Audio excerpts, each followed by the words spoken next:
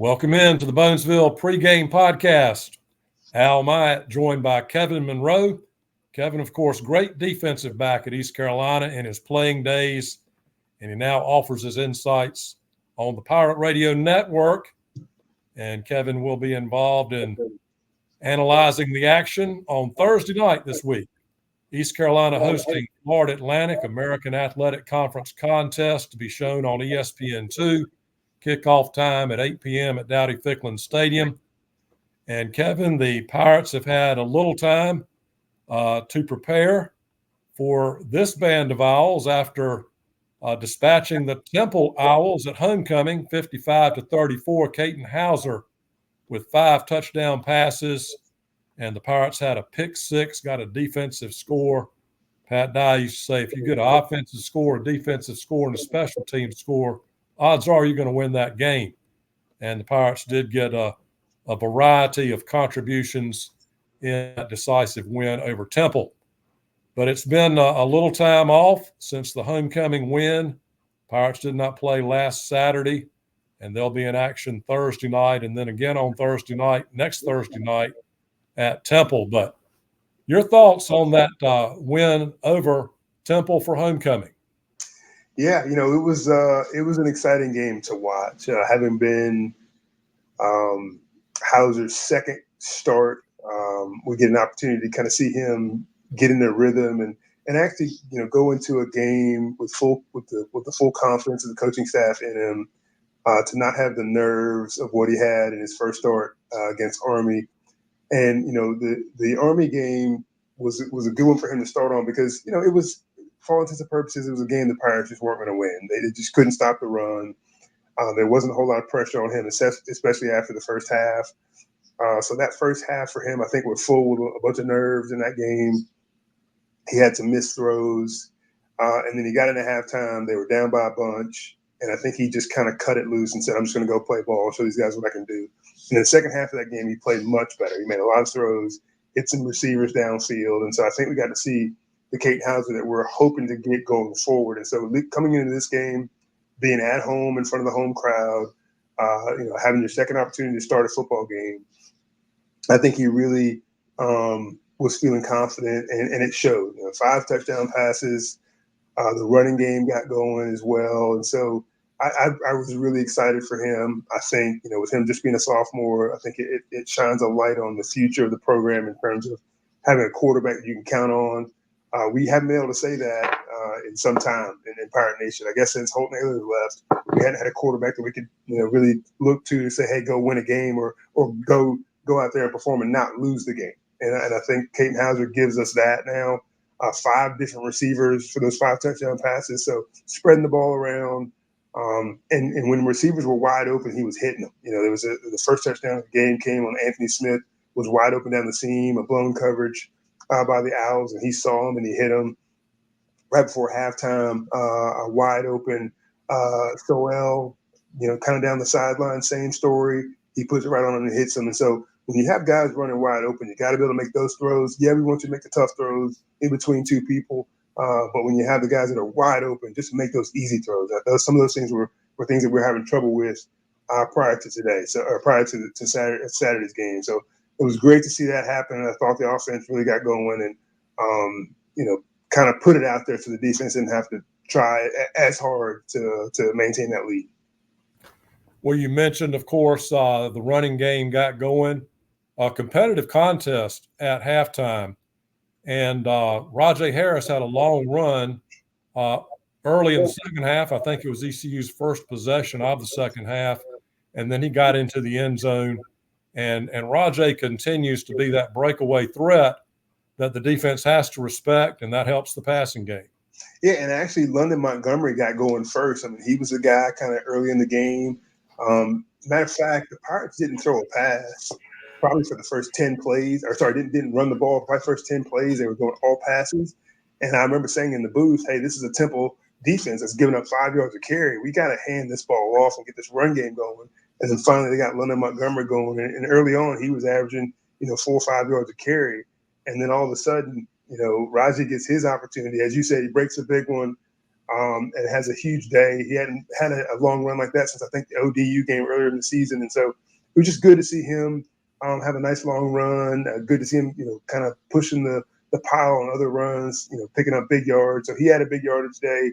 Leonard Montgomery had a nice average day. So the running game, being a nice compliment to that passing game, was huge because pretty much everything the Pirates do in John David Baker's offense is off that kind of run fake RPO mesh action. And so when the run game is really working, it's going to hold those linebackers in the middle, thinking you're going to run the football. When the quarterback pulls that ball out, there's going to be open zones across the middle, in the flats, just different places depending on what kind of defense they're playing. But it's all predicated on them believing you're going to run the football, and they don't believe it when you don't do it successfully. When you do it successfully, they have to respect it, and that's what happened on Saturday. Kevin, what was your perception as far as the team that was on the field in Blake Harrell's first game as the interim head coach? They seemed loose. They seemed excited, ready to play. They rallied around their coach. Coach Harrell seemed jacked up. He was pumped. John David Baker was also on the sideline during the game, and that's something you don't see very often. Essentially, your offensive coordinator and defensive coordinator on the sidelines, but now it's your defensive coordinator / head coach down there, and so they were able to get right into the ears of the players that needed to be talked to directly. They were able to bounce things off of themselves. Yeah, hey, when do we go forward here on fourth down? When do we call timeouts? And I think they kind of coached the game in tandem. But you can just really see the guys, talking to Macy O'Donnell down the field as our sideline reporter. He was just talking about the excitement, the atmosphere, the feeling being down the sidelines under this new regime. And that's nothing against, Coach Houston. It's just, when you have something new is always exciting. And you felt like Blake Harrell went out of his way to bring a punch of enthusiasm to this team. All last week, he was doing fun things in practice, like having big boy punt returns and things like that, trying to get these guys excited, trying to bring back the love of just playing ball and not stressing so much on wins and losses, but just going out there and having a good time. And you can tell they were doing that on Saturday. Very good. And then, of course, the time off. East Carolina did not play last Saturday, so they've had some extra time going into this game. The open date before the Army game, that did not work out too well. So what adjustments needed to be made with this game on Thursday night and some extra time to prepare? Yeah, I mean, I think it's bad luck, almost to have an open week and have to prepare for Army because they're just so tough. And with the quarterback daily, the way he's been running the option this year, he's just so good. And they run out there, they hold out their fakes. They do such a good job of that. But also that he can throw the football, and so you have to be prepared in the passing game. So it's just so much to prepare for. Having that extra week doesn't really help you. I mean, obviously it gives you more time. But if you don't have, the guys in place that are going to make those tackles, it's going to make things really tough on you. And I think they just struggled to pull the trigger and make tackles against Army. This time around, it's going to be more scheme oriented. FAU runs the style of offense that everybody else runs in the conference, is that kind of spread offense. Some RPOs involved. They want to run the football, establish the run. They also want to try to hit some receivers downfield. And so that you can prepare for a little bit better. And so, yeah, having this kind of mini bye with the extra days from last week, I'm sure there was a lot of heavy focus on just, inward looking at getting the Pirates situation right, because they know what they're facing on the other side. They see it every day in practice. It's a lot like our offense. And so I don't think it was as much stress on the coaches or the players scheme-wise. It was just more about going back to the basics, going back to fundamentals, and tightening up what the Pirates do best, both offensively and defensively, to prepare for this game. East Carolina is 4-4 overall, 2-2 in the American Athletic Conference. So Florida Atlantic is an opportunity to get over 500 for the season and in league play. And then you're a win away from bowl eligibility. And what was a very grim situation after the Army game, brightens to the degree that the Pirates could make a postseason appearance. Yeah, I think, prior to last week, the Pirate fans and players were kind of stuck in this, like, we came into this season thinking we had a weak schedule. We had 2 brand new quarterbacks that we felt comfortable with. Defense was feeling pretty good. We thought, rightly or wrongly, Pirate Nation felt like we could win 8, 9, 10 games. That's a big leap from winning 2 the year before. But that was just the kind of the noise going around Pirate Nation, in the preseason because the schedule was so soft. And I just say that in regards to previous schedules, not to disrespect anybody on this current schedule. You just didn't have the big time FBS, Power 5, now Power 4 names that you had in previous years. And so you felt like you could be competitive in conference and non-conference, you could win those games. And so since that didn't materialize, Pirate Faithful just kind of turned into this, I don't want to say angry, but maybe just disappointed. So there was definitely some anger, but definitely disappointment in not necessarily the players, but just in what had unfolded, both players and coaches alike. And so to have a decision made to relieve the coach, the expectations have now changed. The expectations are now, let's finish strong and get into a bowl game. It's not about, trying to win 8 games, which is probably, not in reach anymore. It's more just about finishing strong, getting bowl eligible. And so to have this first win kind of in the post Mike Houston era, I think is huge for the program, huge for the fans, these players, and this coaching staff that's trying to stay tight together without their leader in Coach Houston. And so, yeah, I think getting bowl eligible is now the goal, and then winning a bowl game would be the goal after that. But I think a lot of excitement, a lot of the fervor around Pirate Nation is really pointed at that. Wasn't a huge crowd versus Temple. I think you get more people here on Thursday night now that they've seen a win under the new head coach. And so we'll see. But definitely everything pointing towards getting bowl eligible. It is painted black night on Thursday night, so I'm sure we'll see a lot of folks in black shirts for the ECU game Thursday night against Florida Atlantic. And Florida Atlantic played last Friday against South Florida, and South Florida pulled away in the second half. And Florida Atlantic, I think, had beaten USF pretty decisively the year before, and there was a very frosty handshake between Tom Herman and the Bulls coach after the game. I mean, the Bulls coach just kind of shook his hand and kept walking, no conversation to any extent. And then Tom Herman kind of followed him a little bit and wanted to say something else to him. But they recruit the same guys in that area, I'm sure, and a lot of competition between those programs. Tom Herman, very established coach, and he's been at Houston and Texas, and now he's at Florida Atlantic. And Florida Atlantic, I think, comes in with a 3-game losing streak. They don't bring a whole lot of momentum into Greenville, but certainly it's not a game that East Carolina can take lightly. Not at all. And they have an offense where they want to establish the run. They're a little bit different than a lot of the teams running the kind of spread offense. They have 3 people, including the quarterback and Fancher, that want to run the football.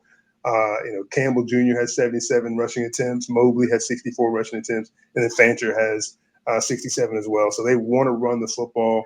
231 rushing attempts on the season as a whole versus 160 passes. And so they want to establish a run first. And that's one thing that the Pirates have hung their hat on with pride, through the first, 5 or 6 games of this season and leading back into last year and all of Blake Harrell's tenure here is that they stop the run. They stop the run. They do a good job of it. They've always done that. But then you have Charlotte and Army back to back where they give up 400 plus rushing yards. And it's all of a sudden the sky is falling and what's happening to the run defense of the Pirates. I think they reclaimed some of that excitement, some of that intensity versus Temple. Now Temple, not the best team in the conference, but at least you stamp down the fact that we're not just going to get run through by every team. And so, on Thursday night, the same thing is going to happen in terms of FAU, what they've done all year long. They're going to try to establish a run. And so expect that. Expect Blake Harrell to be focused all week long on stopping that run and putting Fancher in passing situations. Not that he's a bad passer. He's completing 62% of his passes. He certainly can get that done as well. But only 5 TD passes this year, only 175 yards passing per game. So they're not going to light it up throwing the football. I think their leading receiver has 24 receptions. So they're not going to light it up throwing the football. They want to run the football, run the clock, and beat you that way. That's why their games have all been, I think they're averaging 24 points scoring and giving up 26. They're low-scoring games because they want to run the football and work the clock. So the Pirates this week have to be focused on stopping the run. They don't stop the run, they're not going to beat this FAU team. If they do stop the run, it's going to be tough for FAU to win because they don't like to do it through the air. Kevin, East Carolina's lone American win last year was at Florida Atlantic, 22-7. Andrew Conrad kicked 5 field goals in that game. What does that outcome a year ago mean going into this game? Does it give the Pirates confidence? Does it give Florida Atlantic motivation for payback? It could go either way. You sometimes get into this mode as a player like, oh, we beat them last time. And it doesn't matter that it's a different team. It doesn't matter that there's different players, especially in this day and age of NIL and transfer portal. There could be 25 new players from this team that weren't there last year. I don't know that to be the case. I'm just kind of speaking out loud about how things have changed in the norm of college football. So you get into that mode and you're like, well, we don't have to worry about this because we beat them last year. And so it can go that direction, or it can go the opposite direction where they say, okay, we're coming off a win versus Temple. We're building our confidence, and we know that we were able to go down on the road last year and beat these guys. So if we work our butts off, we can probably beat them as well. But we know that they're struggling and they want to beat our butts as well. So it pushes you and drives you to work harder at practice to make sure that another struggling team doesn't come into your house and beat you. And so go either way. I think FAU realizes that time's running out in terms of them trying to get wins to finish out this season. And this is a team they see on their schedule that is a beatable team. The Pirates are a very beatable team. And so they're going to come in here and give it their best shot, And so I think both sides of what you said is true. But certainly knowing that they beat them last year will give East Carolina the mental edge in that competition. All right. Well, let's talk about that Bonesville tradition. Kevin's keys to the game. Yeah, I talked about it a little bit here earlier. I think it all revolves around stopping the run, dominating the line of scrimmage defensively for the Pirates. So up front, that front seven, led by Mike Edwards and crew at linebacker, but also Stevens and Johnson and those guys in the middle there. You have to find a way to get penetration in the backfield and disrupt that running game and try to get tackles for a loss, make it easier on your linebackers to make plays on the second level. I think it starts there, and then you flip it on the offensive side for the Pirates. They were able to throw those 5 touchdown passes because they got the running game going. So whether it's London Montgomery or Rajay Harris, Marlon Gunn, whoever it is that gets the football, they've got to be good. Their yards per carry, the offensive line has got to be blocking. So we've got to establish the run up front to get ahead in this game, to get those chains moving, to open things up for Hauser in the passing game. And so, dominate the line of scrimmage defensively, dominate the line of scrimmage offensively to get that run game going. And then special teams. I love what I've seen in the return game from the Pirates this year. I think a play needs to be made in special teams come Thursday night, whether it's in the punt return game, which they've struggled some with. They've had some guys get injured. They had a few different people back there, but they need to gain some yardage in the punt return and kickoff return game. Kickoff return game has been great, obviously all year long, but the punt return game needs to be better, and you have to be solid kicking the football. We went back to Conrad this past week after a mixed extra point by the backup. And so Conrad has got to establish his confidence and be better and make sure that he's not just making extra points, he's making field goals in these tough situations. So dominating the line of scrimmage, being better in the return game, and being solid in the kicking game is the way to win this one. All right, Kevin. Enjoyed your insights as always and talking about East Carolina football, and we'll do it again early next week on the Bonesville Pregame Podcast before the game at Tulsa on Thursday night. Appreciate it, Al.